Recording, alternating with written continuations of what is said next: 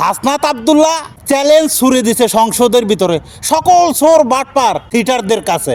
Hasnat আব্দুল্লাহর Facebook থেকে মাসে আসে 4 থেকে 5 লাখ টাকা। সে লেখালেখি করে, আরো অনলাইনে কি কি যেন কাজ করে, সেই সব থেকেও তার ভালো একটা আয় হয়। মাসে এমপির ভাতা সহ যাবতীয় সব মিলিয়ে 8 থেকে 10 লাখ টাকা মাসে আয় হয় হাসনাত আব্দুল্লাহর। আর তার সব আয়ের প্রমাণ কিন্তু আছে।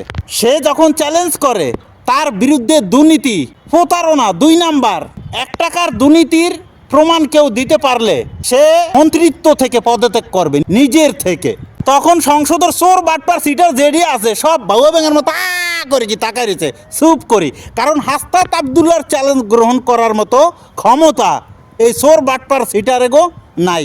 যেই চ্যালেঞ্জ দিছে, এই চ্যালেঞ্জ যেই সব চোর অক্কল থাপড়ায় সংসদে বসে বসে চেয়ার টেবিল, এই চোর অক্কল প্রমাণ দিতেও পারবে না, কারণ এই চোর অক্কল এগুলোর সাথে জড়িত, যার জন্য এই চ্যালেঞ্জ তারা গ্রহণ করতে পারবে না। দেখবে যে কিছুদিন পর আজগুবি খবর বাইরে হাসনাত আব্দুল্লাহর বিরুদ্ধে এই করছে সেই করছে, চুরি করছে, অমুক করছে তমুক করছে, বন্যার টিয়া মারি গেছে।